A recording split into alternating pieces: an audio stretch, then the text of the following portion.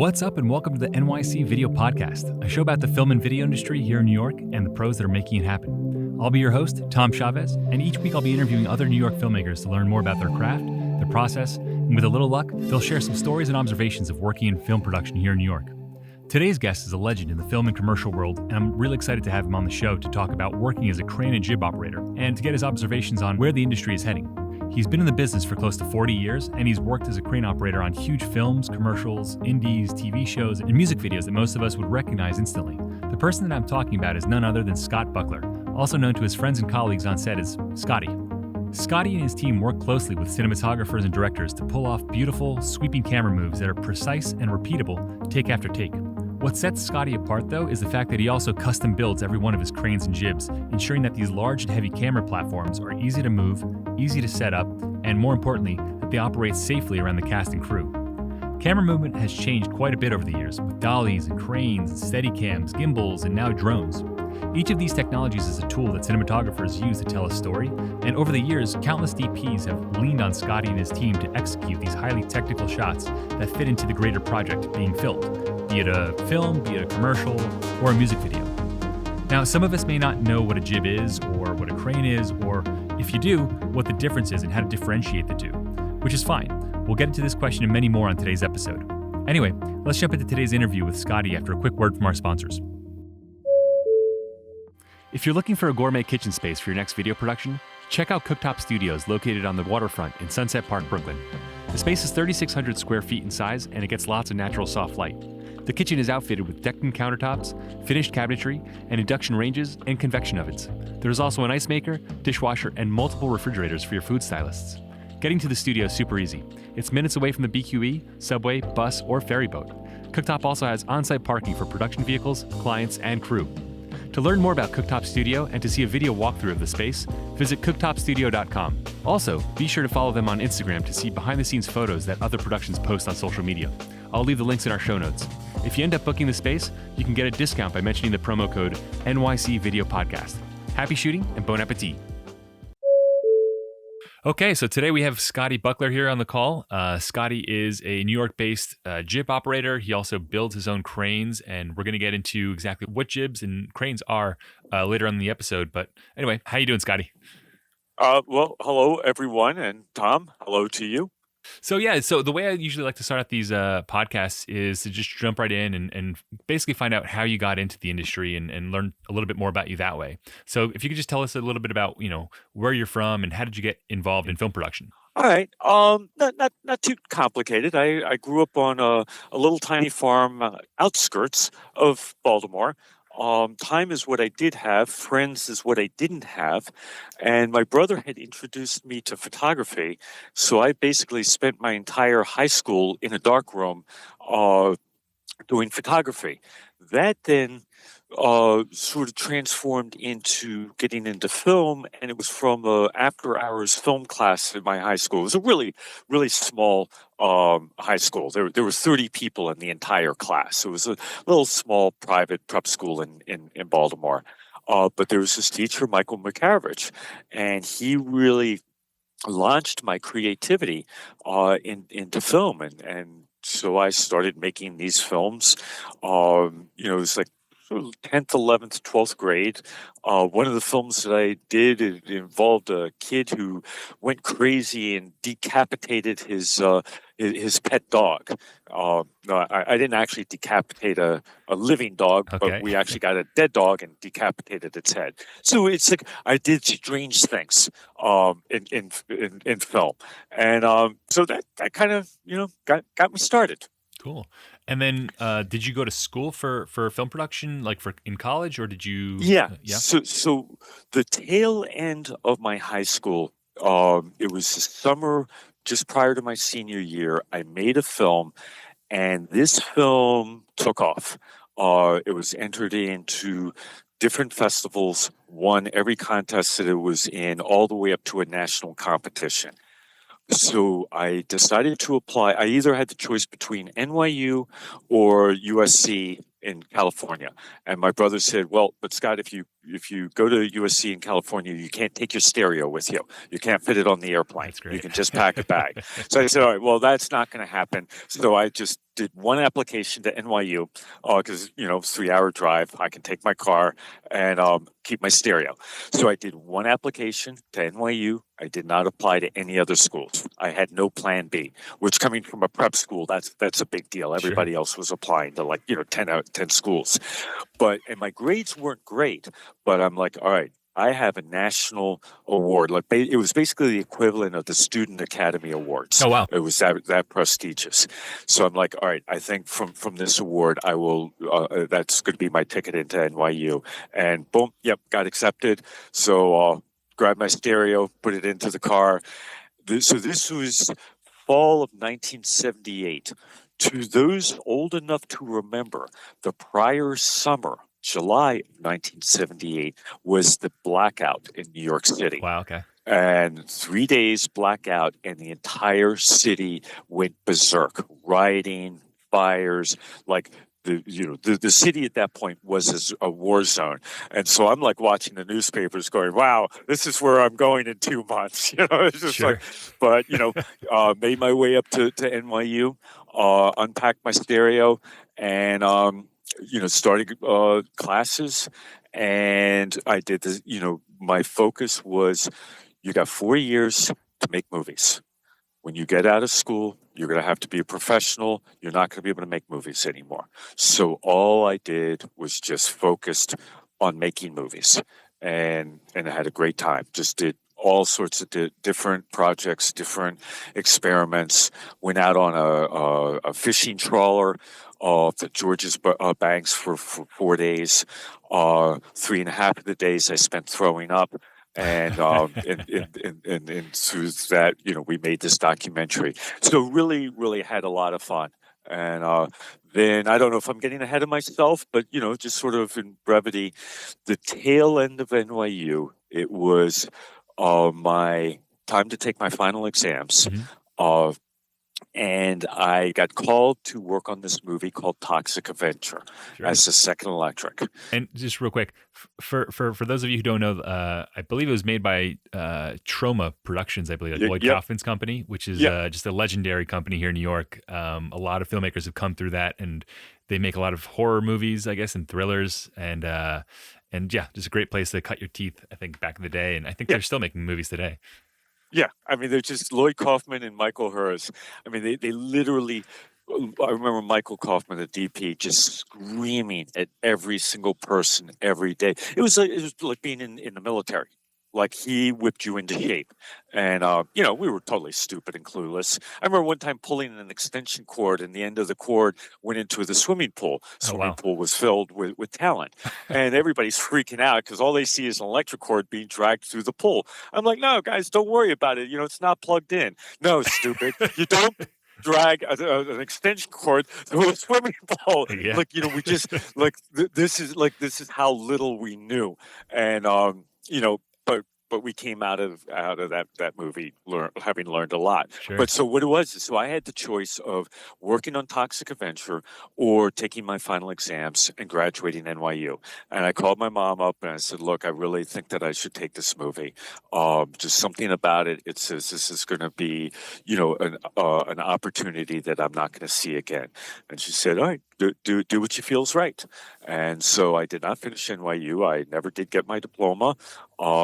And along with Martin Scorsese, I think also never got his diploma from NYU. There's a whole host of famous directors who never got their diplomas from film school. So I'm not alone. No, and it's funny that you mentioned that because I went to film school as a high schooler thinking that I had to go to film school in order to work in film. But since having graduated from Brooklyn College, I've never been asked for my diploma. I've never been asked for my GPA or anything like that. It's just, hey, can you do the job? Who do you know?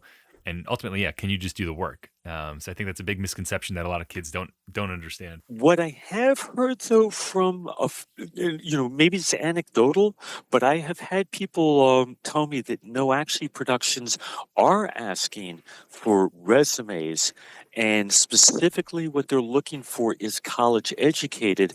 And if you think how the industry has changed, how technologically based it is, you need smart people to handle the technology between the cameras, the lighting, all the stuff that's going out. And the college degree does indicate a higher training level of an Sure. individual than a non-college. So to people younger now who might be in college saying, "Oh, I don't need this degree," don't cut yourself short for two reasons. One, you may actually be asked for it, and the second, not everybody stays in film. And having a degree might help you actually get a job that you can sustain the livelihood that film never actually worked out. So I do encourage people who are in college, finish, get the degree, don't get ahead of yourself and like, oh, I've got this job or whatever. It's just one job. Yeah. You'll get other jobs. Yeah. Don't lose sight of the perspective of. Well, I mean, there was a conversation with a guy. He's like $100 and some odd $1,000 in debt, and he has a master's in art or something like that. And I was like, well, what good does that do you as a film industry? And he said, it's my ticket for retirement because the masters will allow him to go back and teach. So when he gets to the age where he just can't manage sandbags anymore, Yeah. he's got something to look forward. And if he didn't have that master's, he wouldn't have. And I'm like, okay, you know what? That's actually very intelligent. It's showing that you're thinking in advance that this may be a transitional career and not your final career. Yeah. So yeah. No, that's a great point. I think I've seen personally a bunch of my colleagues too, like who've worked in the industry for a number of years, and then they've transitioned into teaching, which is a really good, I think, next career move, especially if your career is winding down, or God forbid you get injured on set and you can't actually perform, on set. It's a great alternative for that. Yeah. Because I mean, the industry is great. It's a great learning experience. And what I have found is, so it takes 2 years to just get known and then another 2 years to actually learn and know what you're doing. So now you're at 4 years. Then it's 2 years exciting applying that. So that's 6 years. Then it starts getting really boring. Yeah. And so by the time you hit 30, there's sort of this exodus out of like, you know what, I'm tired of the ups and downs, tired of the hard work, I'm tired of the 18-hour days, and you want to move into something else. Yeah. What are you going to move into? So, us lifers were stuck, but when you're in your 20s, you know what, this just may not be your final career. Yeah. So yeah, that's a good point. So I think 20s, like in your 20s, and I can speak personally too, like I learned a ton. It was really exciting and everything like that. But now I'm like dead set, like right in the middle of my 30s. And I've definitely hit like a career plateau where I'm like, I'm doing the same thing over and over on different jobs, but like it's very repetitive. So I'm trying to think like, what can I do next? What's the next step? And this podcast is actually a result of that. Just trying to like learn something different and try different things. But yeah, 30s, each decade you change. What is interesting, the technology now allows people to have, I'm a gaffer, but I do shooting on the side. And so, not everyone gets pigeonholed, whereas before, 15 years ago, if you admitted that you were doing DP work, well, the DPs would stop hiring you. Yep. Well, I don't want a DP on my set. I want a gaffer. 100%. So that, I think, has helped alleviate some of that, feeling like a rut. You can have multiple hats and still survive. But yeah, it's still like with the paycheck, that work does plateau both in a mental activity and pay scale. Sure. And it gets frustrating. Sure. So yeah. Okay, so you finished film school. You did a stint on Toxic Avenger. What kind of projects were you doing as soon as you got out of film school here in New York?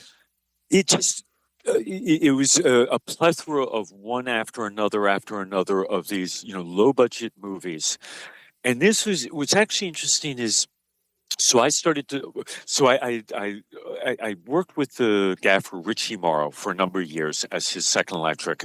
Then I started to grow out of that relationship, and I started getting my own lighting equipment and setting up my own business. It was called Electric Feet, spelled Okay. Feat. It was actually short for Electric Feature, Oh, cool. but I like the play on the word of Electric Feet. Uh, and so the system of how movies were orchestrated back then is the productions could not hire A-list DPs. They were just too expensive. So they would sort of hire emerging DPs whose rates were lower, had great energy, great ideas, but they weren't really predictable. You don't know what the results were going to be like. So they would hire a, a solid, reputable gaffer, solid, reputable grip, and these individuals were the production's insurance policy. If the DP shuts down, my gaffer will make sure it's lit. My grip will make sure it's Mm. properly orchestrated, and the project will go through. And this was my role as a gaffer. So I was being brought on job after job after job with extremely inexperienced DPs. Okay. And what burnt me out on gaffing, because I didn't understand this system and this role, is job after job after job, you're doing great work. So the DP gets this great reel that's based on my lighting and rigs that I was building and all this stuff. They would take off their careers, would shoot to the top. They'd go and do big budget movies and not bring me. Hmm. And it got frustrating. That, like, yeah, I'm back out on another low budget movie, and this guy is going places based on my work. Sure. And so I just burn out. And that was sort of the transition into doing the cranes. It's just like, look, I just can't do this lighting. I'm just too frustrated.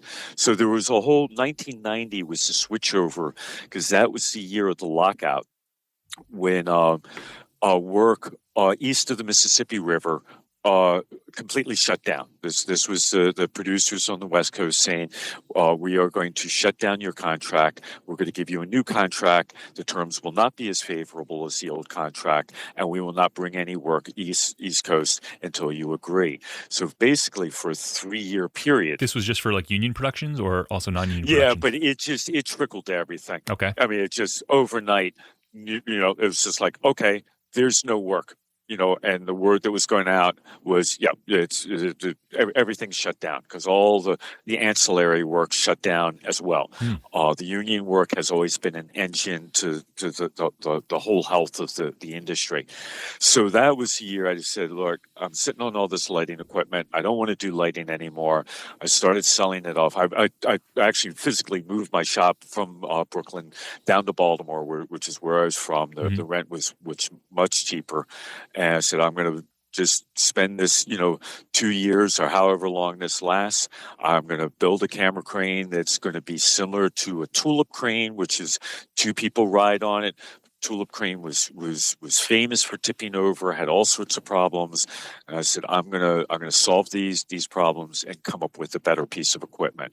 And so that was this whole switch over. So there were a lot of causes that went into it, between the frustration of being a gaffer to just like, okay, but there's no work anyway. And this is a good opportunity to set yourself up for something that you will enjoy. And I've always enjoyed building. I mean, Sure. that goes back to 5 years old. I was the kid out in the garage building stuff. So it was a natural switch over to take place. Sure. And then 92 or whatever it was, decided, all right, cranes built, music videos are done in New York, not in Baltimore. Packed everything up, came back to Baltimore, and that was coincided with basically the emergence of rap. And New York City for music videos just took off. And just real quick, before we get into this too much, but for listeners who don't know what a jib or a crane are, can you just really briefly explain, I guess, what is a jib? What is a crane? Yeah, What's the difference? Okay, it's a good question. It's one of these terms that goes back and forth. So you have a Jimmy jib, and that's just like a fixed length crane. It's a seesaw. You got a pivot point in the middle, and say a 3-to-1 ratio. So you've got 3 feet behind the pedestal where you put your weights, and then 9 feet in front of it of the pedestal, and that's where you put your camera. And you get it all balanced, and then a guy moves it left and right and up and down. And on a Jimmy Jib, he actually does the camera controls as well. And so that's purely a jib.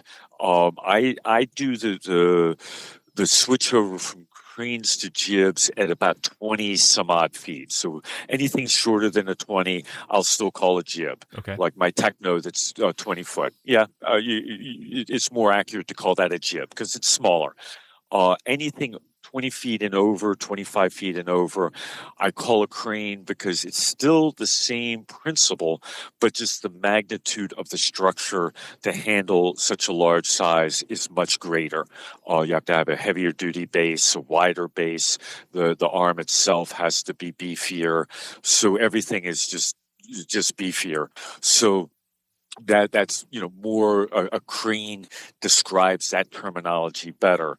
Now with production, sometimes I'll say to them, like, look, on your permit, even though we're using a 50-foot Techno, write down jib, because if the wrong people see crane, they're going to think a construction crane. Interesting. That's 200 feet up in the air, and they're going to shut you down. They're not going to understand that a camera crane is still a very specialized term. But so there are times where I'll instruct production. Yeah, just use the word jib because you're not doing yourself any favors. But when we get onto a job and I've got a 50-foot Techno, please don't call it a jib. Sure. It really isn't. Okay, so you started building them so your first one was a jib or was a crane that you built in Baltimore? No, actually, the first one was a crane. It was 25 foot. Okay. This is actually before I went down to Baltimore. So I had built this crane. It was 25 feet from pedestal to the end of the platform, and it went about 25 feet up in the air. 2 people rode on it, and there's actually another Techno guy. His name is Matthew Roberts, and he was a young DP at the time. And I actually have a photograph of him on the end of this crane outside this building in Soho. The fact that any 2 humans would ever have gotten up onto that piece of equipment is remarkable. That's awesome. It was safe because it was tested, but you looked at it like my manufacturing aesthetic skills were absolutely abysmal. Just you looked at this. You weren't thing winning any awards for that. Yeah, no awards whatsoever. I mean, I was working out concepts and designs, and I'm like, all right, I'll make it look good later. And that crane is actually. I was on a music video. This was 1989. I was getting ready to move to Baltimore. I had already started the move. So it was probably like one of the last jobs that I did in New York City. And I was doing this music video, and it was 4:00 in the morning. The crew had gone off to do another location, night exterior, no cell phones. Nobody was left behind. And I had to figure out how to take this crane apart and pack it into my truck. It did not go well. An accident occurred, and this crane fell on top of me. Wow. And it should have actually killed me. And the fact that I survived the accident is just it's still remarkable when I think about the magnitude of what happened that night. But I promptly took the crane down to Baltimore, got a dumpster, and everything went on into the dumpster except for the weight basket. I saved that, but I threw the whole thing away. And I said, okay, you're going to build a crane. And from now on, you will only design and build these cranes by yourself, and you will design them such that they can be put together and taken apart by yourself safely and repetitively under any conditions. It completely changed the whole nature.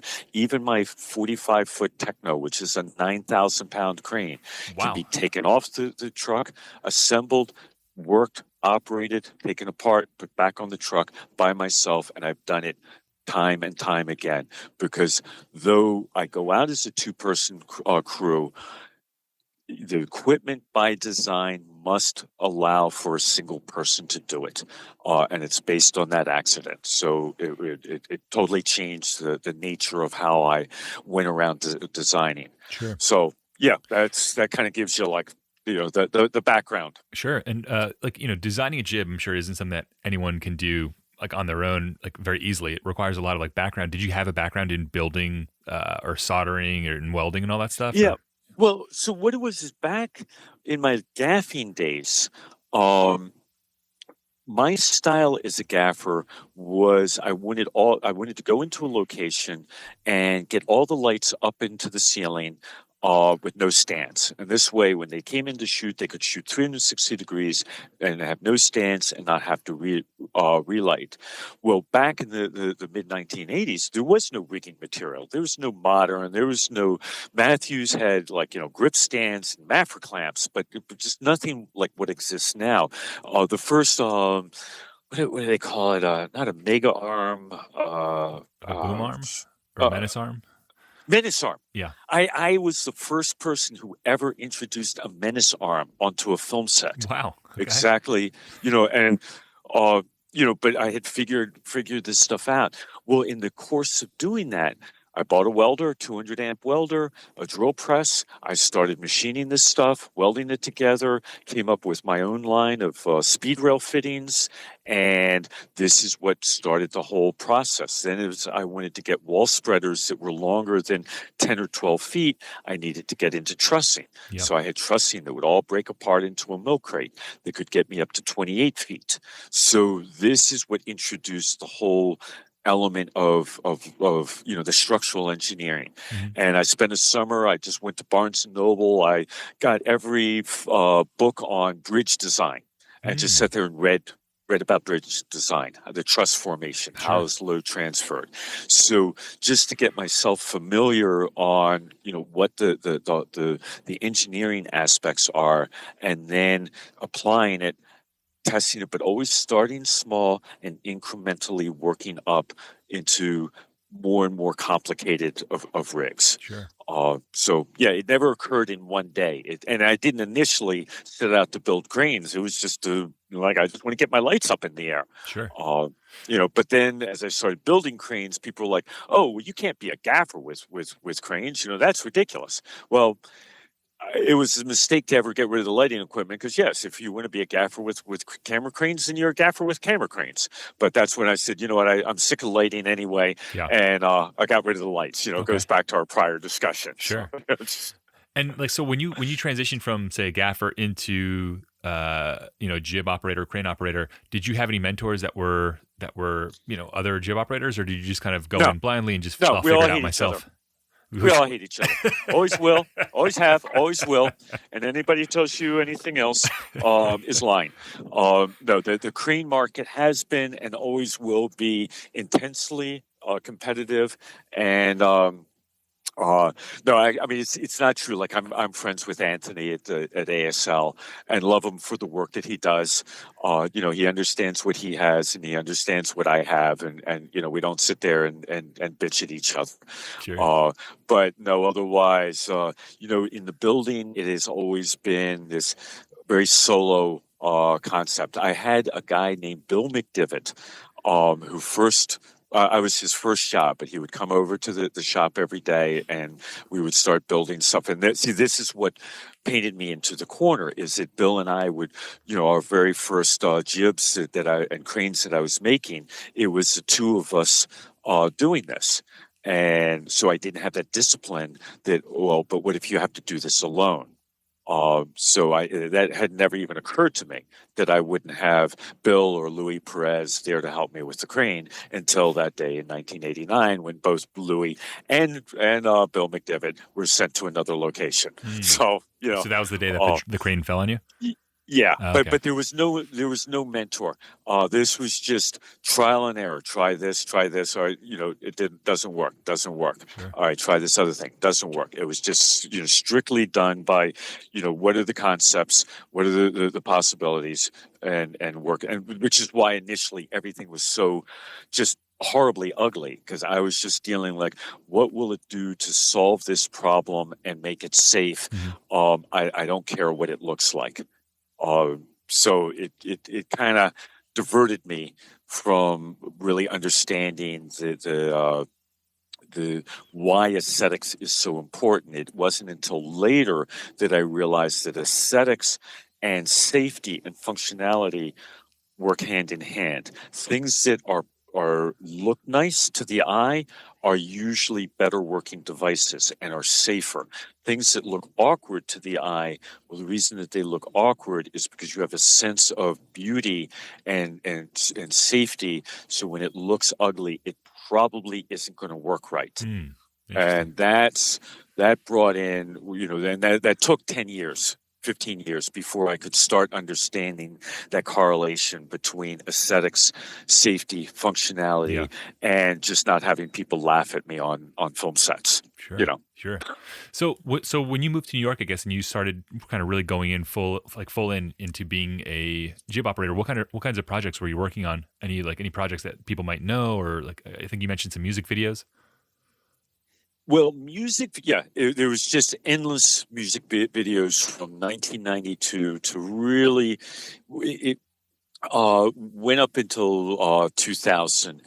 The budgets on these jobs were just huge. They just had money to blow, Sure. and so they just had every piece of equipment imaginable. What happened in the 2000s is you had the collapse of the music industry. So for 10 years they didn't, Napster, they didn't know how to charge for the product, and Mm. so the whole industry just basically collapsed. Yeah. But and interestingly, what fueled the market, so the rap industry was basically, and this is an alleged, as I have no proof, but it was basically funded by money laundering of drug sales.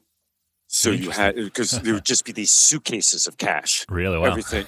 And so this was the way to get your money transformed into another industry. And but that funded the whole, rap world, Sure. and, Sounds like the good old days. created a, what, I'm sorry, what's that? It sounds like the good old days. Now I'm Yeah. fighting tooth and nail to get a decent paycheck. Yeah. It's just, it's just the way it works. Uh, now budgets, especially on music videos, they're very tight. Yeah. They do it. It's a system where the record companies are still paying for the music videos, but the music video is deducted from the artist's advanced fees. This is what was explained to me.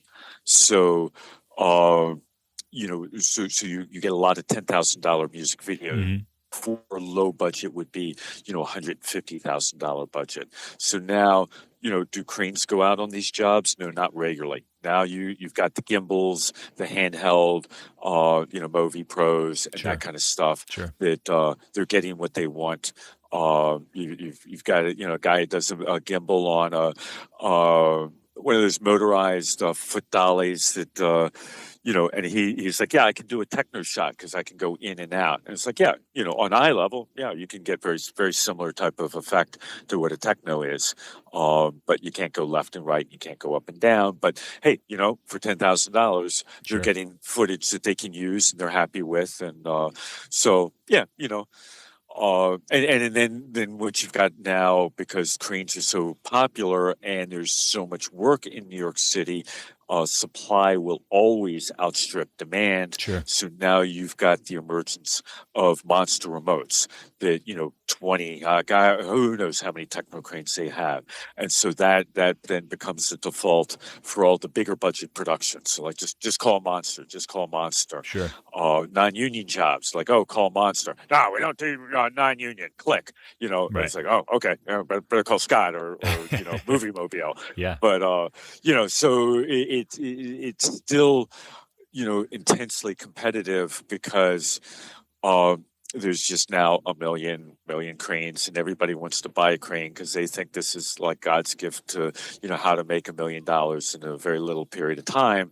But the reality is that That was in the 1990s when you could go and spend $15,000, $20,000 top on a Jimmy jib, make $1,500 to $2,000 per day, Wow. and recoup your expense in 10 days. Wow. All right. Like what an idiot. Why didn't I just buy Jimmy Jibs? Sure. Like I would have made so much more money. But those days are now over, and those Jimmy Jib guys are dealing with, nobody wants Jimmy Jibs for legitimate projects. Like they'll go out for weddings. There's one place they actually have their bases that they can hoist up to the ceiling because they only go out once a year. Mm-hmm. And they're like, we're not making any money. And it's like, well, yeah, because now you have to spend $150,000 between, and that's to start. Right. And you're not getting much more per day. And they're like, well, Interesting. why would I spend that much money to only make $2,000 when before I spent $20,000 to make $2,000? I'm like, well, but don't you understand? You're sitting at home. Yeah. The industry changed. You can't continuously soak producers in this manner and not expect them to eventually move on. So it allows the few people who do have the technos to at least have first stabs on jobs, and the Jimmy Jib guys are still trying to figure out why their equipment's not working or why they get the lowest of the low budget jobs. Sure. It's like, well, the market changed. Yeah. And, with the markets changing and prices differing, one of the questions that I've always wondered is, like, as an owner operator, what are some of the challenges that you experience operating your jibs? And people that don't have like a background, when they hire you, they just think you're a guy that's going to show up with this magical arm that's going to fly a camera, but they don't understand what goes into the process. So what kinds of things do you deal with? So this is I would say probably 90% of my phone calls. Where I have somebody calling up, they've been told hey, call Scotty for his techno crane, and they call me up, and I can tell right off the bat, it's like, okay, you don't know anything about this equipment, and they're like, yeah, I don't know anything about it. And I said, okay, awesome. What my job is here is to try to help give you the information that you're going to need to know on a really simplified presentation, so that you have an idea of what is going to be arriving and what's going to be what it will entail. And then I'll say, but for the more detailed questions that I have, let me talk to your DP directly. And they're like, yeah, that's fine. Or the director, somebody who actually has the idea. But yes, it's very frequent where I'm talking to somebody, and I don't mind that at all. Like, you're not born with this knowledge. You might use cranes only a couple times a year, if even that.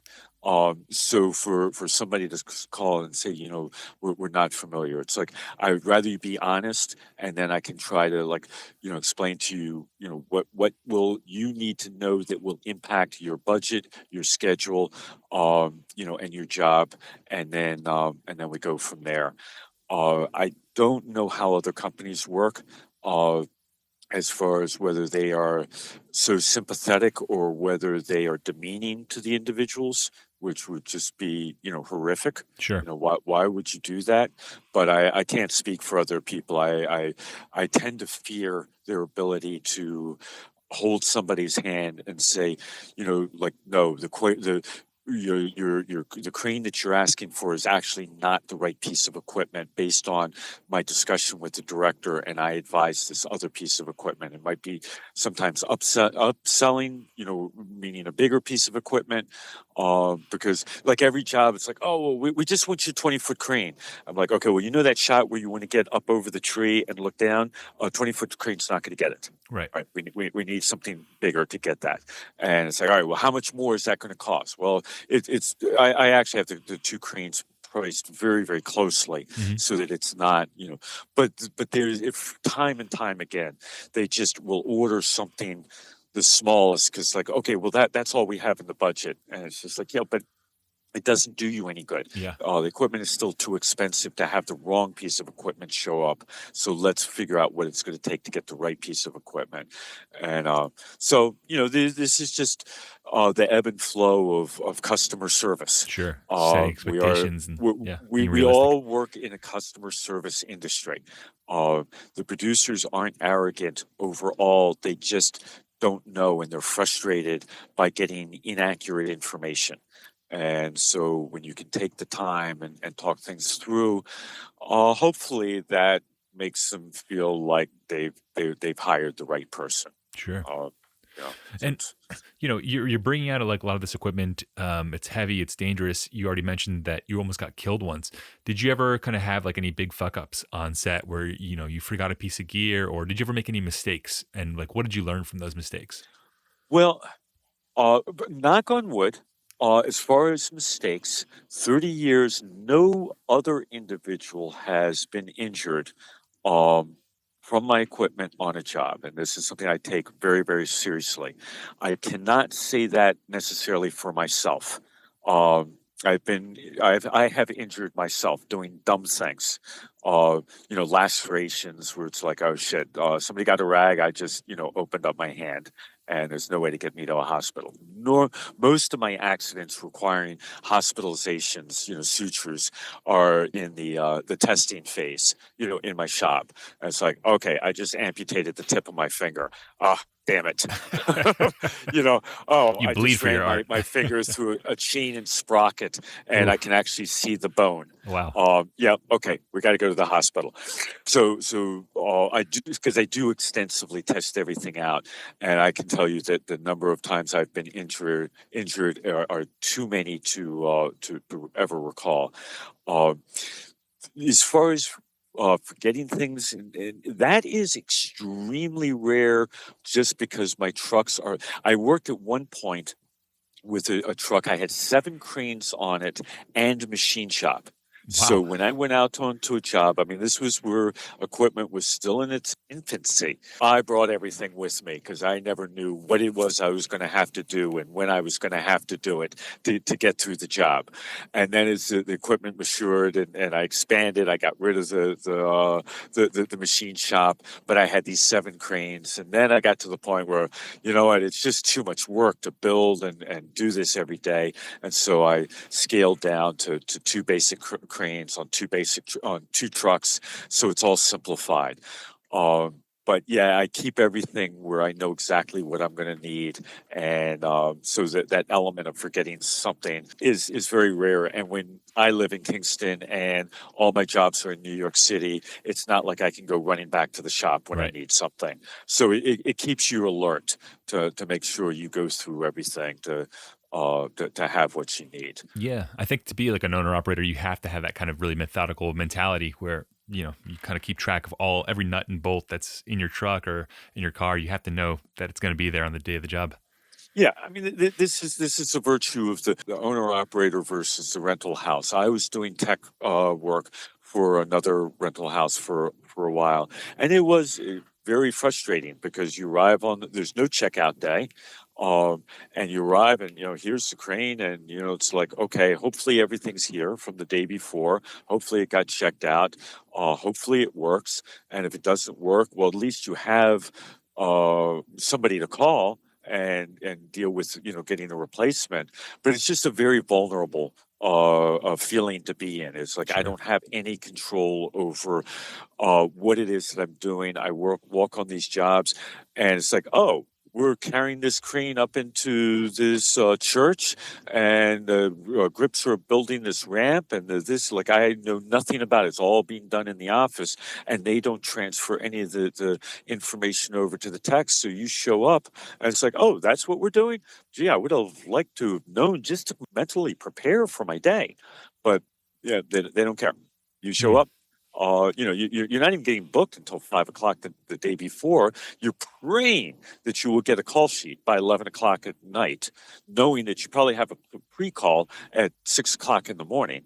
It's just like that's your only goal in life. What does it take to get a preliminary call sheet? Yeah. Yeah. So I can determine whether I have a 4 a.m. call. Do I have a 10 a.m. call? Do I need to go down to the city the night before? Like all of it, much less. All right, fine. I made it to the set, and oh, this is what we're doing. Okay, to me, it just seems sloppy, Yeah. and I just got very, very frustrated, and I became not a friendly technician, and so we mutually decided to part our ways. It's what I call contamination.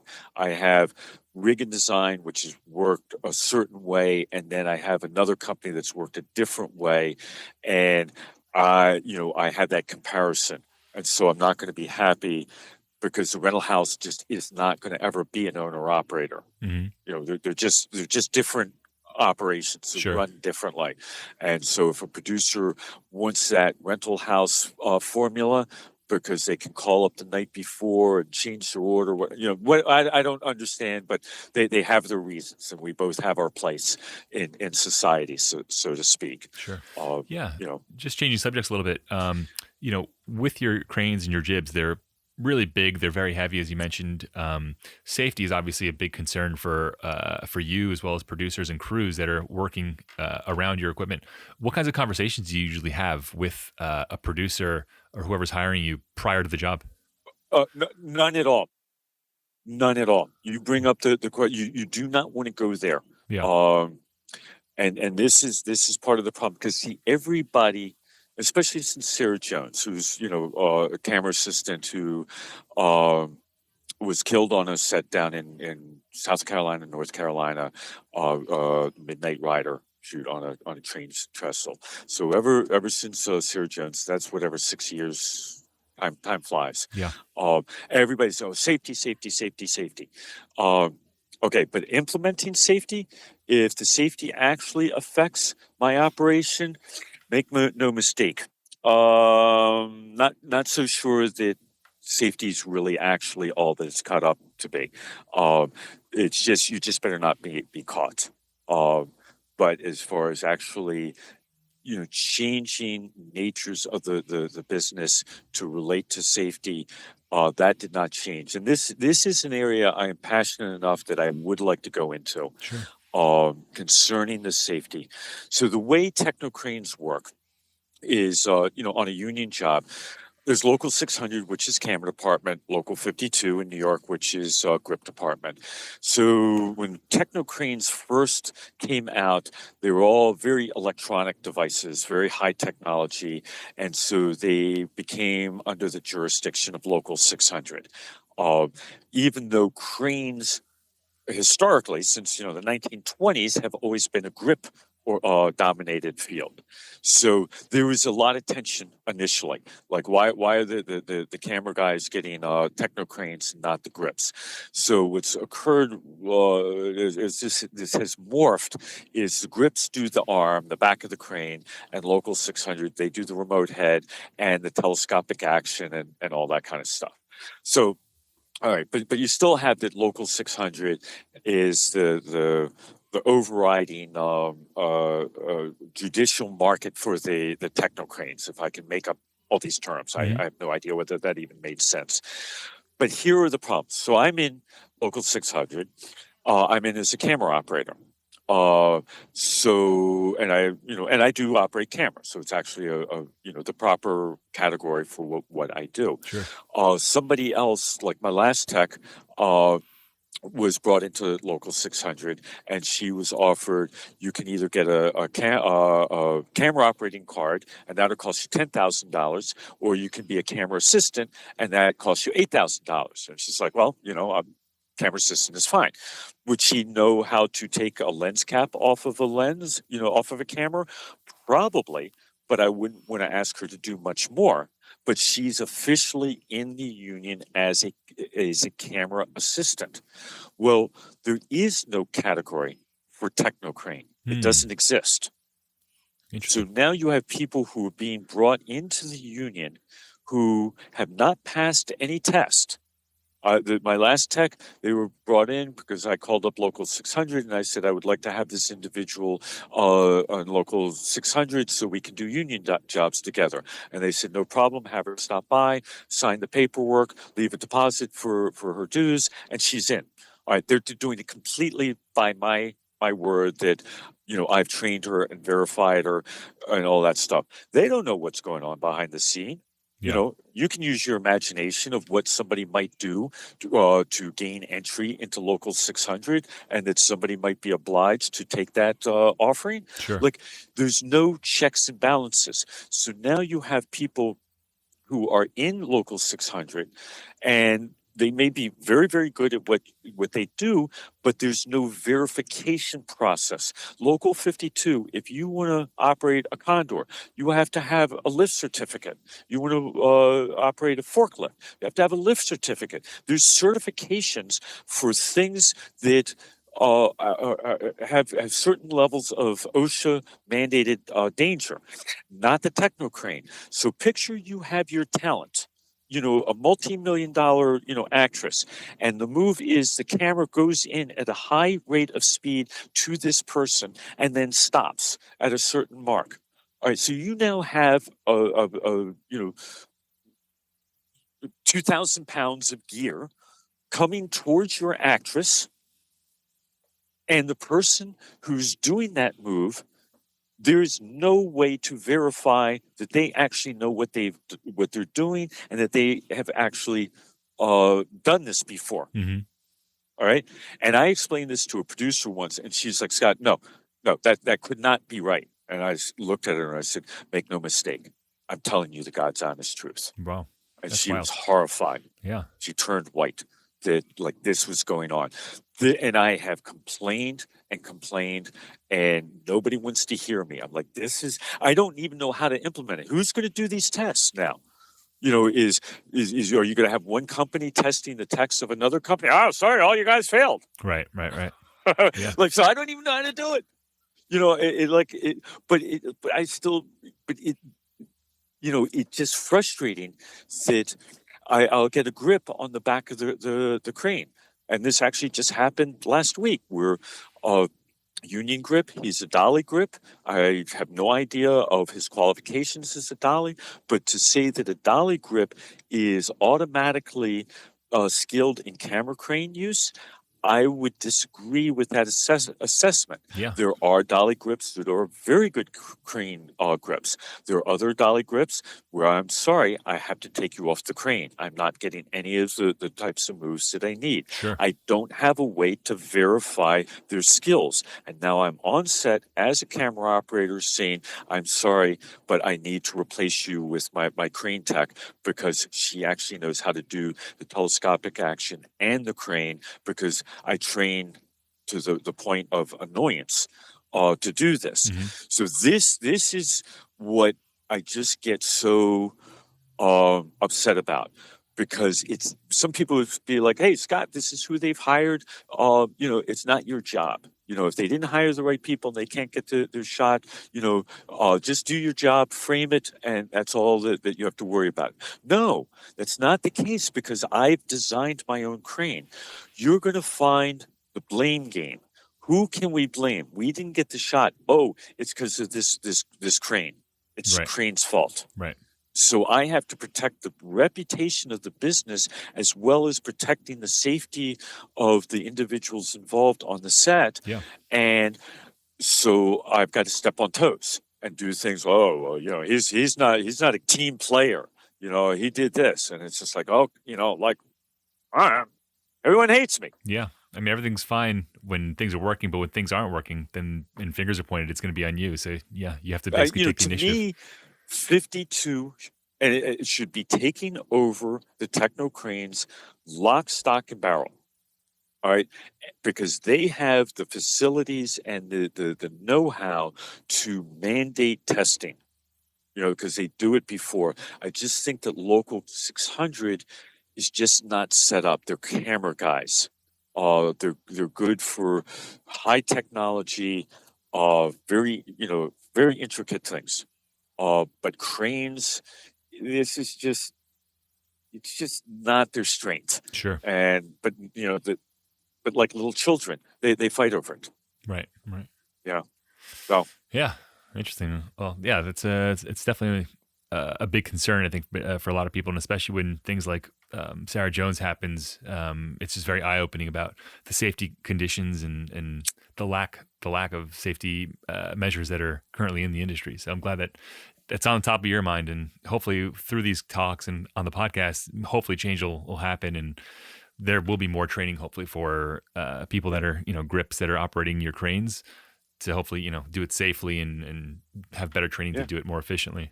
Because sadly, when there was it's way back in the 80s. I saw or early 90s.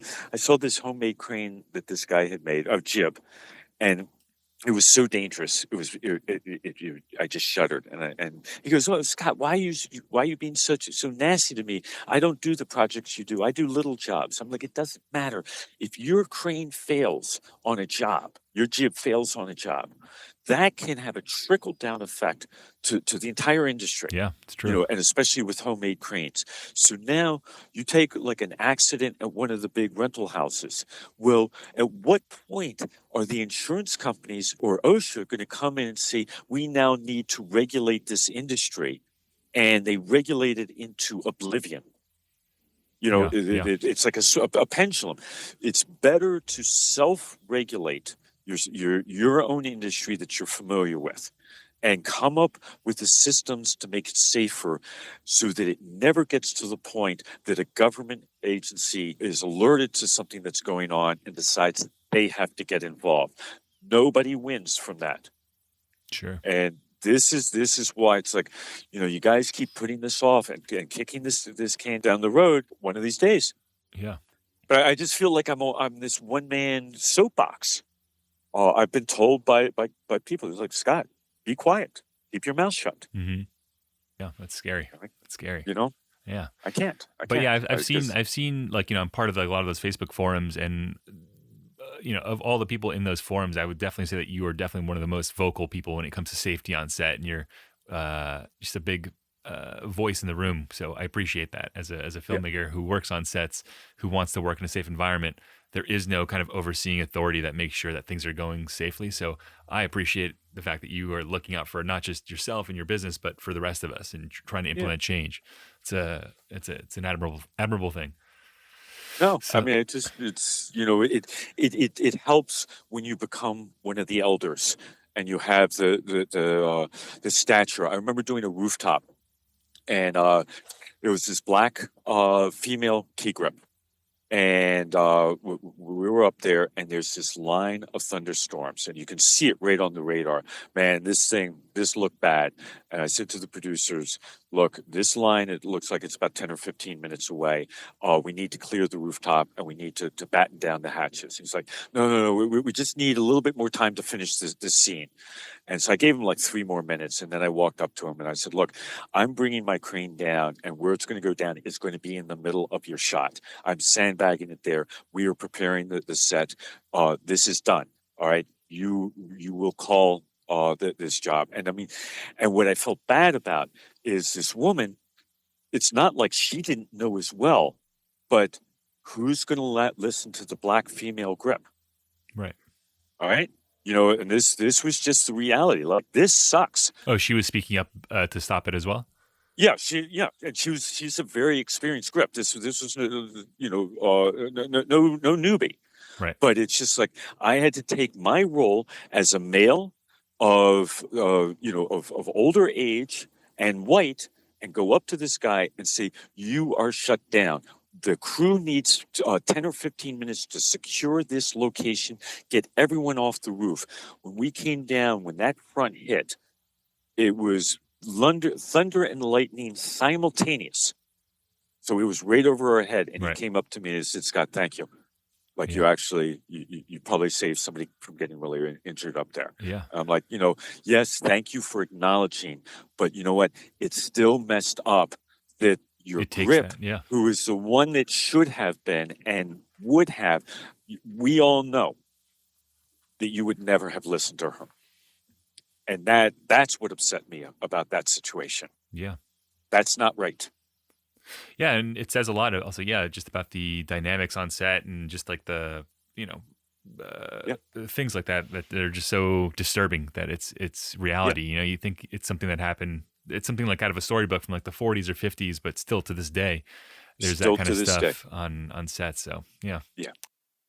So anyway, getting back to jibs, I just wanted to try to transition a little bit.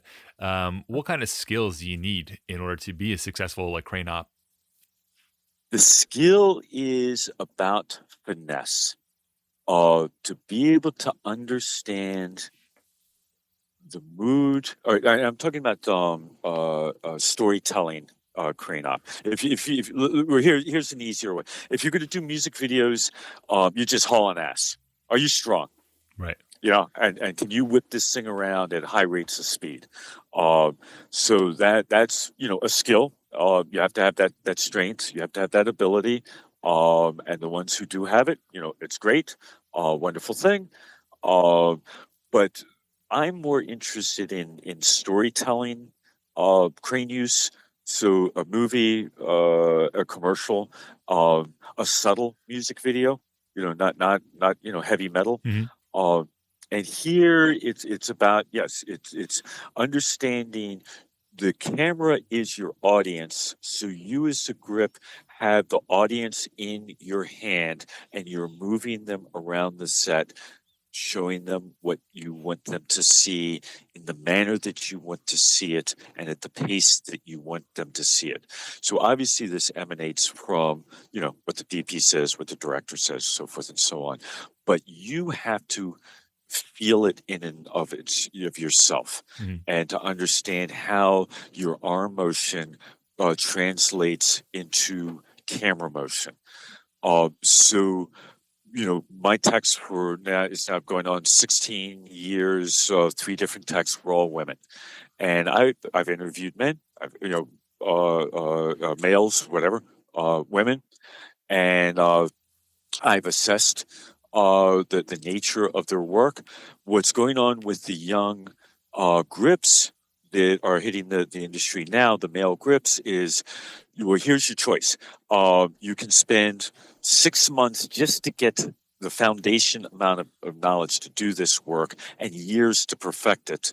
Or you can go try to be an applicant with 52, go out onto a union job 5 days a week, pair of gloves, no skills, move equipment around, and make way more money, get health benefits, get the whole 9 yards. And so trying to attract individuals into the crane market is extremely difficult. Women who don't want to do that type of lifestyle of the episodic TV where they just get ground into the dirt every day, well, they are more inclined to want to develop those skills, and they're more receptive to having a mentoring process of what it will take to develop those skills. And so this has just been my observation. So it's not about strength. I've worked with women who just, you look at them and it's like, how much do you weigh? It's like they're tiny, but they can do really incredible work because they had the right skills for finesse. I go out on a music video, it's like, okay, I need to get Smitty on the back of the crane, who can whip this thing around like nobody's business. So that's my job as a camera operator, is make sure that I have not put on somebody on the back of the crane who obviously physically doesn't have the strength or the ability to do the moves that particular project requires. But this whole thing of like getting into the crane market, I don't know why anybody would ever want to get into the crane market right now. It's just so oversaturated. It seems like the ticket to how to get out of really hard work, you sit on the techno crane all day long and don't do anything. And then you do one shot, then you wrap it and you put it away and you get paid a ton of money. Well, there's not that many jobs that are like that. And there are way too many people who are getting those jobs, and it's done through a system not of applications, but friendships and buddies and that kind of stuff. Sure. So to be like coming out of school and saying, yeah, well, this is an area I want to go into, I'm going to just be black and white, I would highly discourage you taking that approach. It's just extremely difficult, and it's unrealistic, and there's not enough of a turnover to be able to capture a role that's opening up. And usually when a role does open up, it's being filled through some other source, a recommendation or so forth and so on. I just really am frustrated by the crane market, and I would just implore people, look to other areas that have a more consistent lifestyle and workflow, and pursue those, and don't go into grains. Yeah. Yeah, I'm sure it probably takes years also to just establish yourself as, Yeah, a crane operator. yeah, I think that's what a lot of people don't understand when they're just starting out and trying to get into whatever field is. It does take a long time for you to brand yourself and be known in the industry as yeah, a specific role, whether it's a crane operator, a drone operator, a yeah, gaffer, whatever. So yeah, I think because it's so yeah. specialty, it's probably very hard and takes a long Yeah. time to get And, known. and and with the new technology just creating so much content that has to be created, I would just think that there are better opportunities in the lighting areas, the technology areas, board operator. Uh, it just there's so many new technologies that are opening up. To be young, coming out of school, you want, and this is where that college degree does really count. Is you need to be able to master these technological transitions that are taking place. I look at what happened in the camera assistant market. So 2010 is the year that I consider to be the switchover from film to digital. It was very, very fast, and within 5 years, I looked at film sets. So prior to 2010, your average age on a union job, even non-union, for a camera assistant was between 50 and 65. Then a few years after 2010, average age was 25, tops 32. Wow, interesting. It completely changed because the younger kids understood how to navigate the menus. They understood how to navigate the technology. The older guys knew the aesthetics of the mechanics behind the machines, and once those mechanics went away, they couldn't do it. Hmm. Well, you're now looking at similar unfoldings in the lighting area. Whereas years back, you would be able to fill in on this theory as well as, the huge power plants, the 1,000 amp generators. Well, now you got a 6,500. And I watched a movie, a union tiered movie, low budget, but it Hmm. was a union movie. Whole night exterior was run off of one 6,500 Wow. and Yeah. extension cords. Yeah. LEDs, man. All LEDs. Yeah. So there's so much that's going into the technology area. These are the things to learn, because when you have these skills, you will be in demand for those skills. And the people who don't have those skills, they will, gradually be replaced. So what the coal miners are dealing with. Yeah, there are going to be more jobs in energy coming forward. It's just the jobs won't be in coal. You've been in the industry obviously for a long time, and you've seen a lot of changes, like the one that you just mentioned. In terms of camera movement, with all these drones and gimbals and stuff like that, what's been like the general approach now that you've been seeing to camera movements in videos and films that you've been working on? Yeah, the drone market is awesome because it does not interfere directly with the crane market. It did interfere with one specific crane, which is, I think, called the Aquila. It's like 125 feet, camera height. Well, you don't need that equipment anymore. The drone can replace that piece of equipment. But as far as the work that I do, the drones supplement the footage that I'm doing, but do not replace. So I'm the one that can do the precision, getting into close to an actor, moving around an actor. It's bad enough that you got a crane in and around an actor. Last thing I think that anybody wants is a drone circling in and around the actor. The wind will just mess up the hair and the noise. But I mean, I think we, producers, and we all respect that drones need to have a certain physical distance from the people that they are filming for safety. So the drones eliminate the producer frustration or the director frustration of like, no, I need to get higher. I need to see over that rooftop to the skyline in the background. Time Warner ads. We were always running into this. They wanted to be in Brooklyn, craning up in the air, and they wanted to see over the brownstone and see, the Manhattan skyline in the background. Well, a 40-foot crane's not going to get that. Right. Not on a 5-story building. You need to get 80 to 90 feet up in the air. I mean, we're not even close. Now the drones got that shot, and they're happy. It's like, yeah. This is a wonderful thing. It's wonderful that this technology is doing really well. It's opening up all sorts of opportunities to those individuals that are doing that. But here again, what is the verification process? I mean, you've got the licensing, which is good, and I'm not that familiar with what's involved. But is this licensing just about knowing what the FAA rules and regulations are?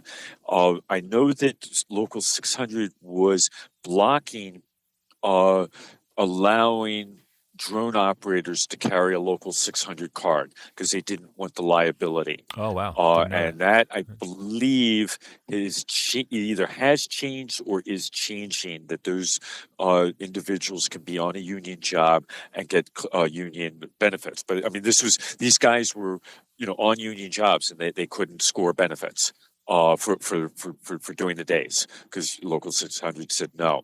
But so I believe that has finally been resolved. But here again, who is testing? In a course like, all right, do this turn, do that, go through this maze. What are your actual abilities? Like what a camera assistant has to go through on taking a camera test. It's a sobering test. You better know there's cameras, or you're not getting into the union. Sure. Well, this has to switch over. And why is Local 600 doing this? Because they're operating a camera, but Local 52, the grips, they deal with camera motion. So why is this not 52, who then would also have a better, like in their 52 stage, bring in your drone. We're going to make you do, this maze, this course. And if you're good, you get a certification. If you're not, please don't appear on any of our union jobs. Sure. All right. It's not hard. Just have somebody, to do this. But so, yes, it's all good that the industry is progressing in new technologies, but we should be old enough and mature enough to get out of this Wild West mentality. Getting back to also like the drones versus the cranes. Also, one thing that I've noticed is, with the crane, and a jib, you can replicate the same shot over and over. So if you have to do multiple takes, it's much easier probably with a crane because you have that precision and control over the machine. Whereas with the drones, you would probably have to do multiple takes because just to get the right framing and everything like that, it's not as precise. Well, there's this very, very famous, it like changed the whole nature of the drone industry. It's this like 3-minute video of a drone flying in and around bowling alley, right? In the Midwest. And, it's just like, wow. Take my money. It's incredible. This is incredible. And it was, in fact, one take. I thought it was maybe stitched together multiple takes. Nope. They're saying it was one take. I believe them. But now there's one specific shot where the drone goes in between a bowler's legs. All right. Do you know who that person was? Who? Who's the producer? Oh, wow. All right. He said, look, if you're going to hit somebody, you better be me. I don't want talent. I don't want a lawsuit. Sure. I'm not going to sue myself.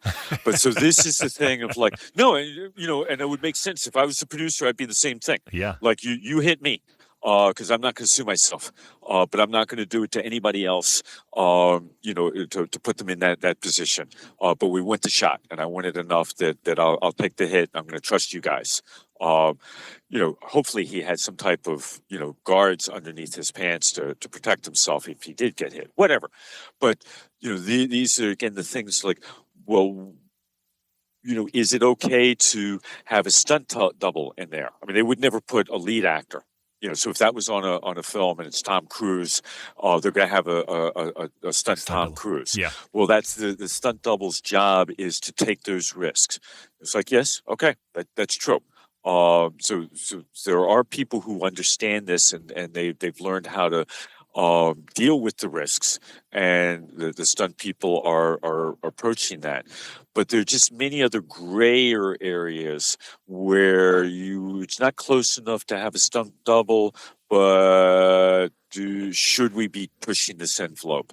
So I don't know how to advise regulating this. The market is very effective. If you injure people, your reputation gets hit, and everybody knows about it, and the internet's all over it. So that does keep people's noses clean, and that's a form of self-regulation.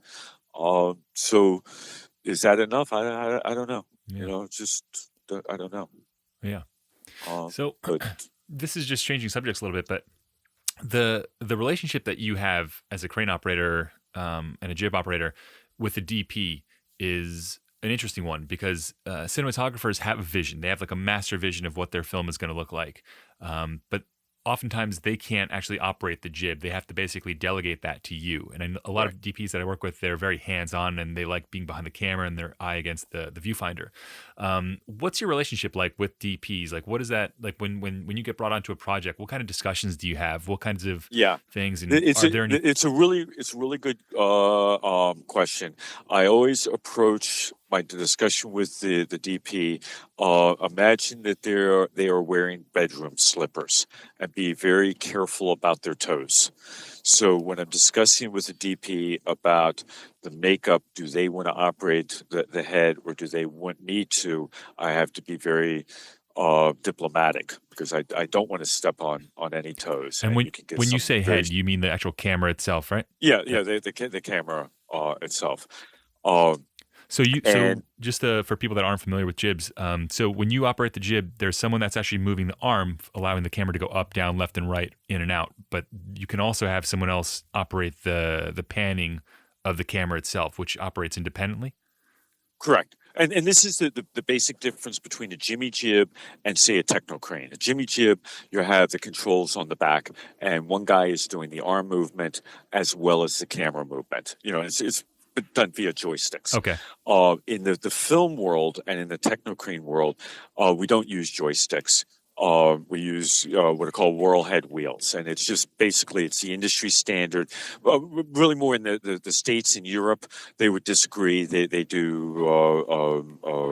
joystick. Wheels is an American invention and is mastered by the American film industry. Rest of the world, it's new to them. So. So yes, so the way that we work is, I mean I have operated cranes for many years, but now I've switched over to that I'm operating the remote head, uh, and I have headsets that communicate to my crane crew, and why I when I discuss going back to your question about the DPs, I will explain to them that as a camera operator when I'm watching, first of all, is I get an idea of what it is that they want to do. I relay to my crane crew in specific technical terms: extend, retract, left, right, up, down, because I may have different people doing different things between the telescopic action and the arm. So the terminology has to be very, very specific and clear so that when a motion is sent out or a command is sent out, the right person is acting upon that command.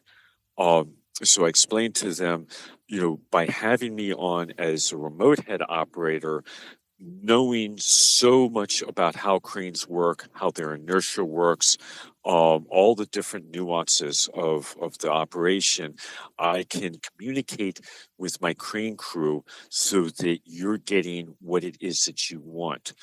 The alternative is, say, to use blanket terms, so you have an egotistical DP who's like, no, I have to operate the head because I want the director to see me in control. And it's like, so it's a pride thing. I'm like, all right, that's fine. I can't stop you. But now that person doesn't know cranes. They don't know how. So they're just like, move in. Okay, well, move in could be extending the arm to go into the action. It could be an arm move, depending on where the arm is in relation to the action. There's like that's not a specific command. I don't know what speed you want me to move into. I don't. And then they get frustrated. Why aren't you doing what I told you to do? Because you didn't actually tell me what it is that I need to know how to do it. I can't read your mind. Right. And so there's this level of friction that's then created between the person who's operating and the crew that's just like, we're just doing the best we can with the information that we're getting. So the more mature DPs will respect that my Steadicam, I have a Steadicam operator. My drone, I have a drone operator. My techno, I have a techno crane operator. They respect the element of craft that I bring in. And those are the ones that are very wonderful to work with. And I explained to the DP, you are, rather than being results driven, like that you're having to do the shot, you are, I mean, being process driven, you're results driven. You're just looking at the results. Are you getting what it is that you asked us to do? Sure. And if not, explain to me what I'm getting wrong.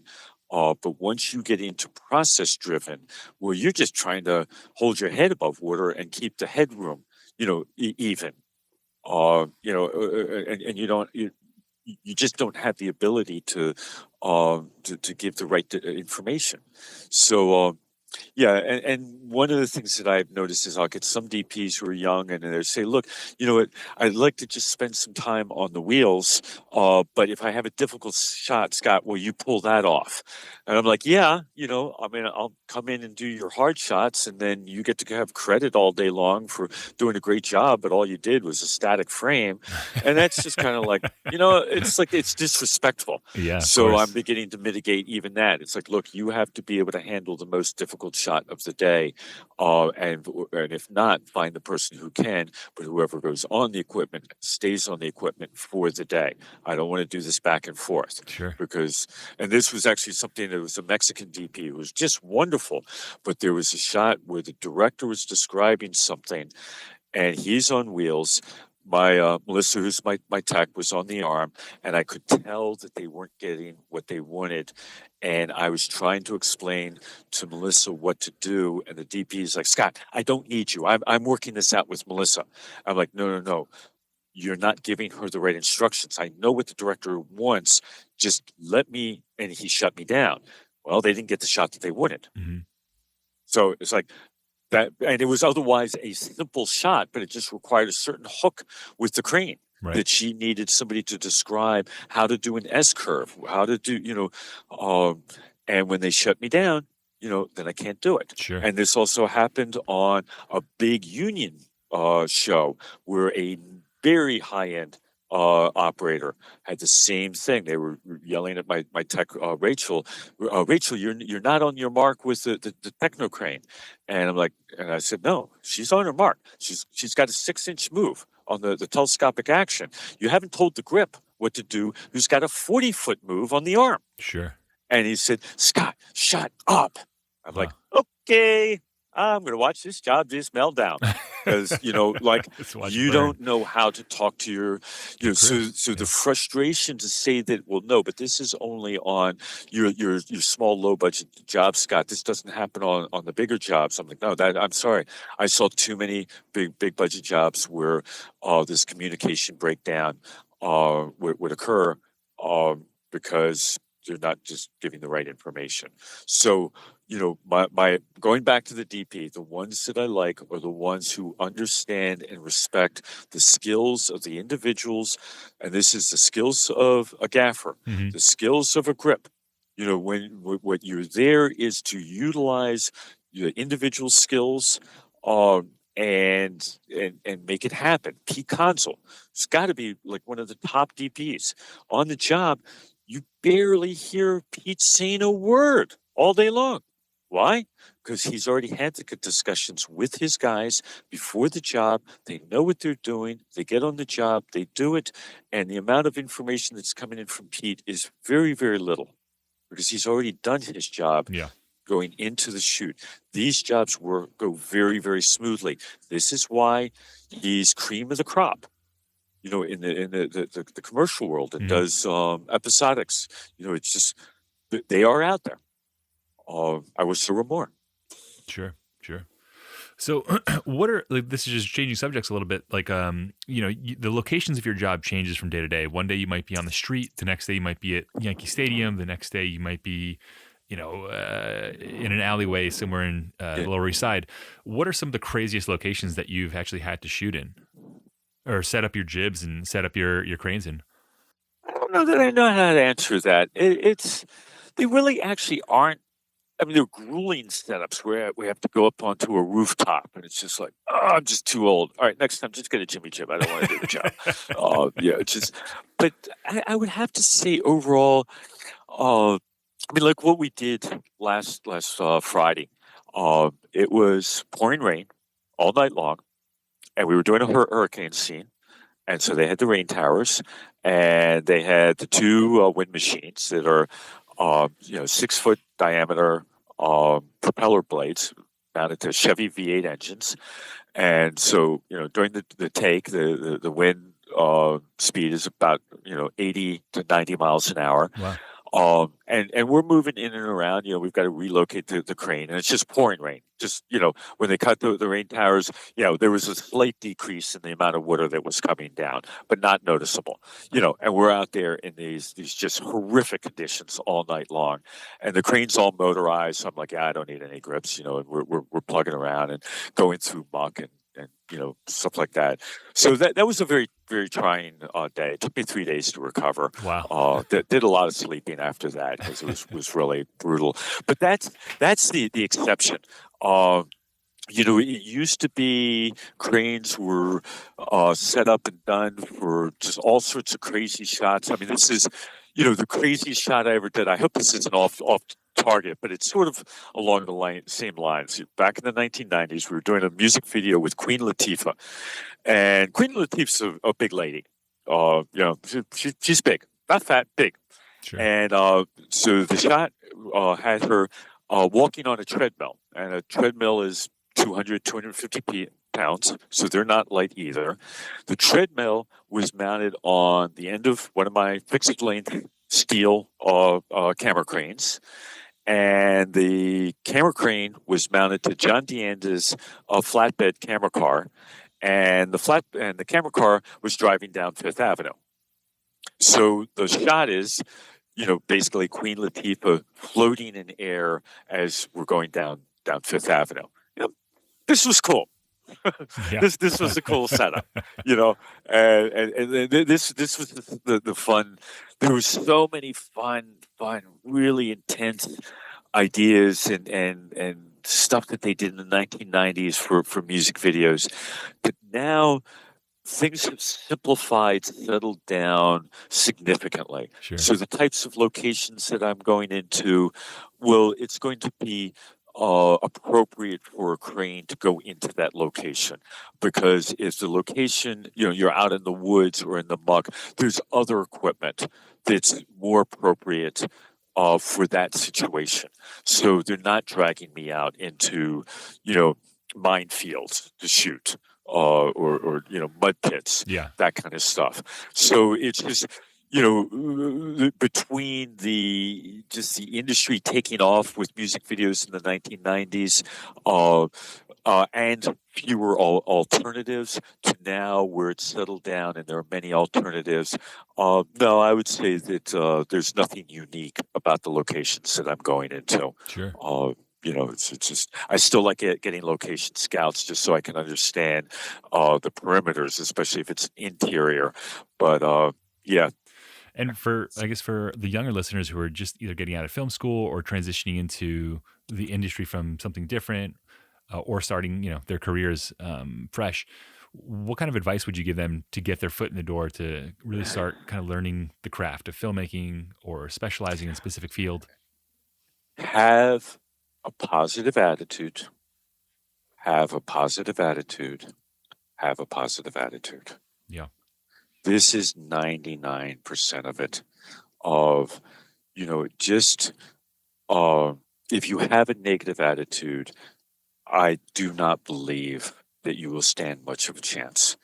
And it cannot be overemphasized that enjoy yourself, enjoy your work, enjoy your surroundings, because it will show in the manner with which you project yourself. It takes a long time to realize how little you do know, and that these people, and they're dressed like crap. They got these raggedy jeans and scruffy hair, and they look like they're, a week away from their deathbeds. But you know what? They're really smart, and they know a lot. So don't judge them. Don't think that you know more because you're a kid than these old scruffy dudes. Embrace them, that they have knowledge, and if you have the right approach, they might actually be inclined to bring you into their throes and help you out. But when you approach them of, the okay boomer attitude of, adversarial, we have our own structure, you guys are done, we're going to start the industry all up over again. You can try it, but, it's a blind leading the blind. You do eventually want to try to seek out those who have more experience, and if you can tap into, paternal instincts that exist, where, men of my age want to see younger individuals grow and take them on as their sons or daughters, that's a good thing. That's beneficial. You do better. But if you want to, put this curse like you know everything, then just good luck. I mean, you might succeed. Plenty of people with really bad attitudes go really, really far.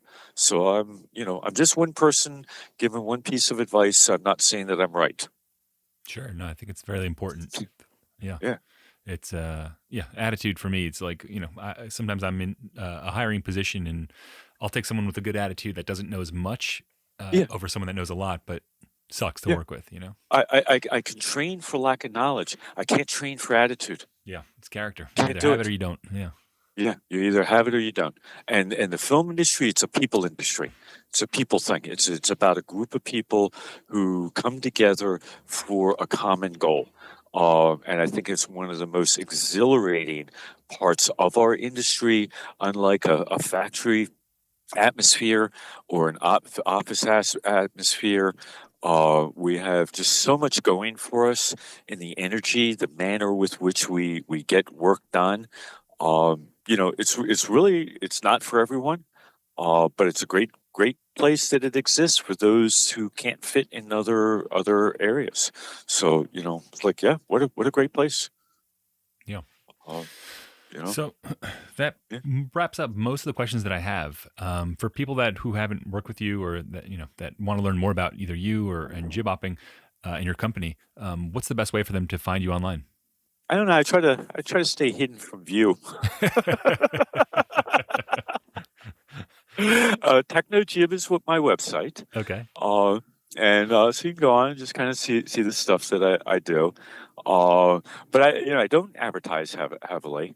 I don't have Google searches. I guess you could probably Google search me, but other places probably pop up first. I'm on Facebook. Scott Buckler. And you get jobs that like, oh, okay, I'm in the rain and I'll post a couple photos of what I'm doing. Sure. But yeah, I do I keep to myself. I just have a very small business. No, there are no job openings. I have one tech. Basically, I wait for the techs to uh, get married, move on to other careers, or pass away.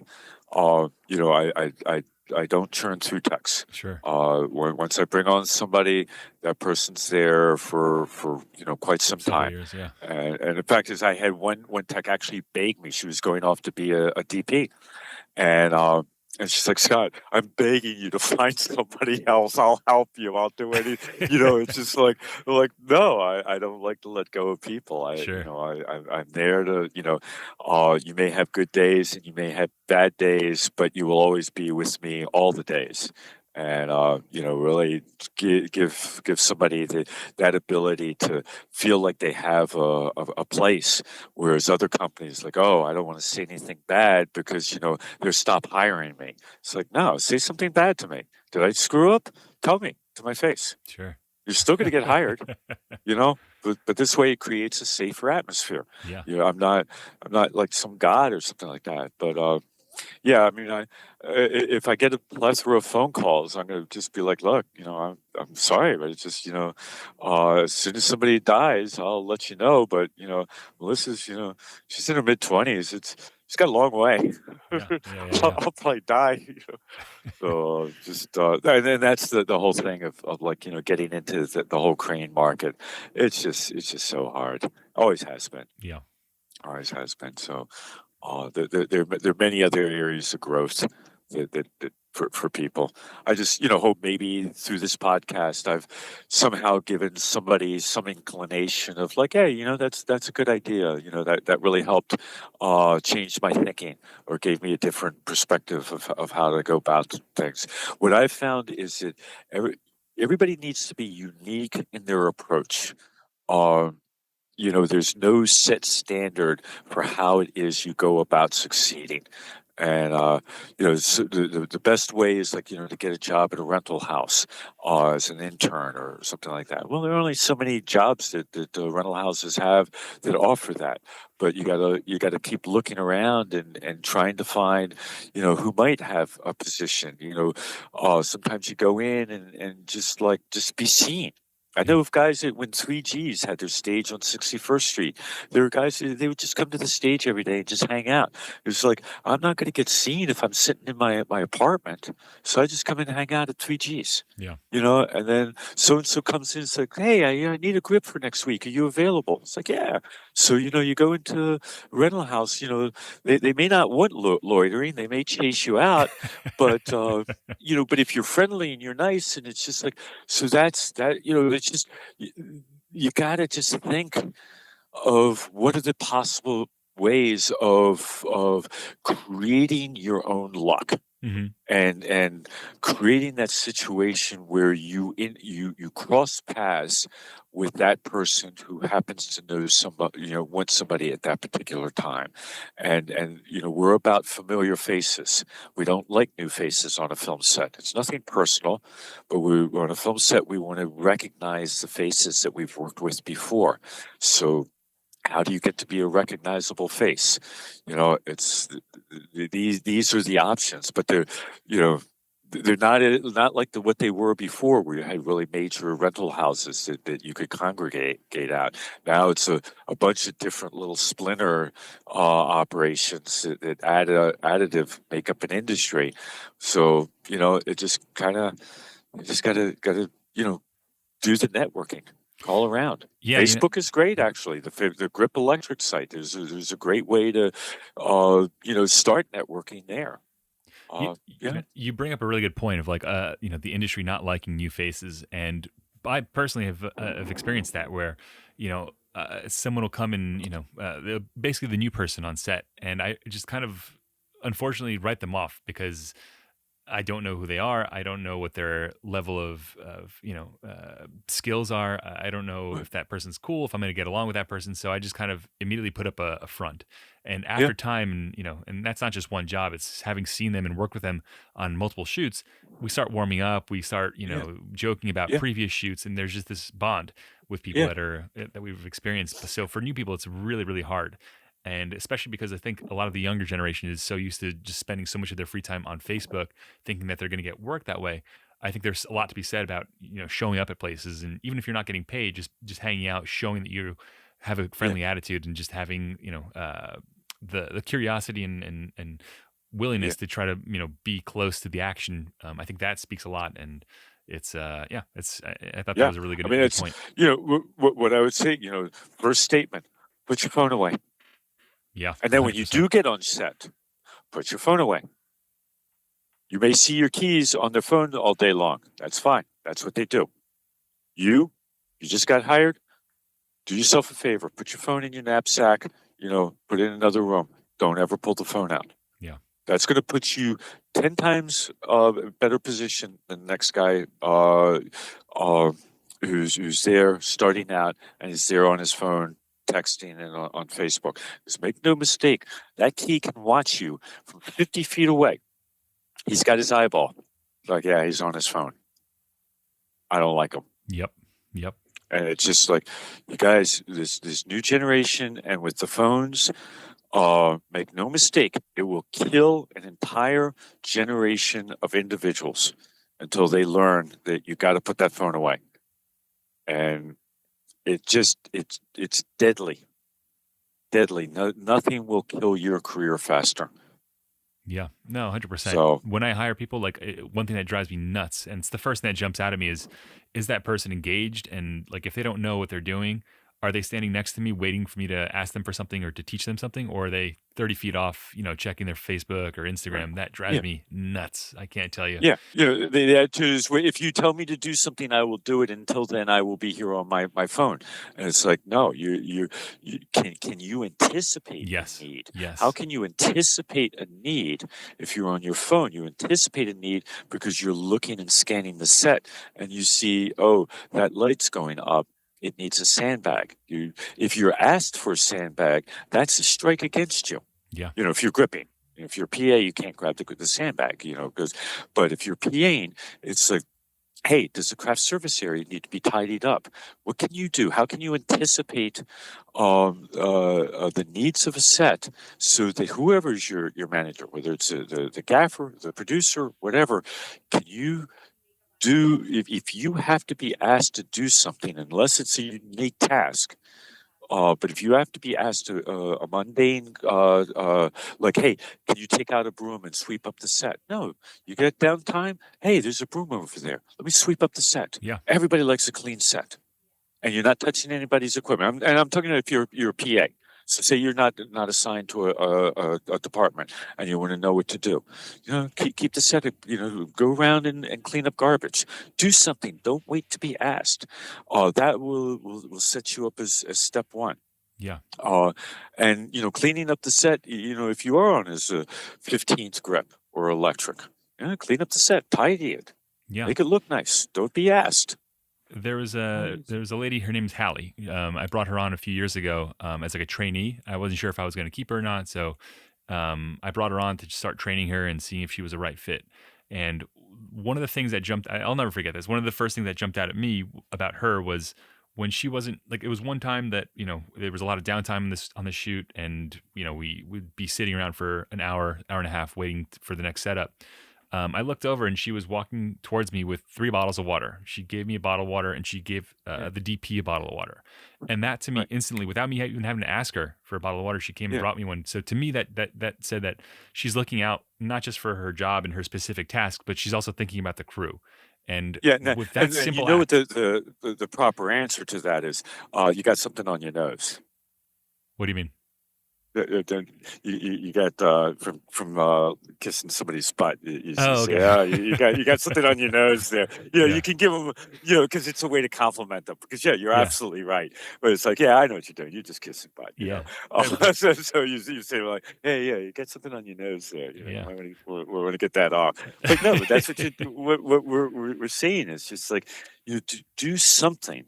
Find a way that you can be part of the solution. I have this discussion with Melissa all the time. There are Mhm. 2 types of individuals. They are those who are part of the problem and those who are part of the solution. Yes. If you can keep yourself in the camp that you're part of the solution, you will carry forth. If Absolutely. you are consistently the one who is part of the problem, then you will not understand why your career is not progressing. Yeah. You know, 100%. and this is really where COVID actually did kind of help, because the industry had gotten so overheated. People were coming into this business that had no knowledge, and boom, they're ending up on union jobs and this and that. And everybody was working, and it's like, oh my God, you need a pause that will just force some of these people out of the industry. And like, you just chase them away. You're not any good at it, and to allow the next crop to come in and replace them that is good. So this is one of the trade-offs of a really overheated market, is it can reward an attitude that is not a long-term sustainable attitude, but Mhm. they're just relying on the fact that the industry is overheated. And then you get a recession which doesn't last a year, but it lasts 3 years. Yeah, and those people all go away. Sure. So yeah, there is an ebb and flow to the economic cycles. And the good people will stick through it. The bad, oh, I'm going to go into retail, or I'm going to go work at Amazon, or Sure. whatever it is. Sure. So yeah. Well, amazing, Scott. Thank you so much for being on the Yeah. show today. Really, I appreciate you just dropping knowledge on, myself. I'm learning a lot just by talking to you, but also hopefully the listeners are learning a little bit about, what it takes to be a crane operator, what goes into being a crane operator. and just in the industry in general. So thank you. Yeah. I appreciate Yeah, everything. no, I had a great time. It's 2 hours of my life I'll never get back, Tom. But no, it was a lot of fun. This week's episode is sponsored by my lighting company, Master Shot Films. Since 2008, thousands of productions have entrusted the Master Shot team to deliver and operate all of the lighting equipment for their interviews, branded content, and social media videos. Our gaffers and key grips deliver anywhere in the tri-state area. Visit mastershotfilms.com to see a virtual tour of our G&E vans and to see some BTS videos of our lighting setups that we've lit over the years. Save 10% on your first booking by using the promo code NYC Video Podcast. Okay, so that just about wraps up today's interview with the one and only Scottie Buckler. I'm glad he was able to demystify the process of how a jib and crane operator works, along with offering some of his observations about the industry and safety on set, or the lack thereof. I've had the pleasure of working alongside Scottie on several projects throughout the years, and I can honestly say that he's a bit of a mad genius with his trucks and his crane setup.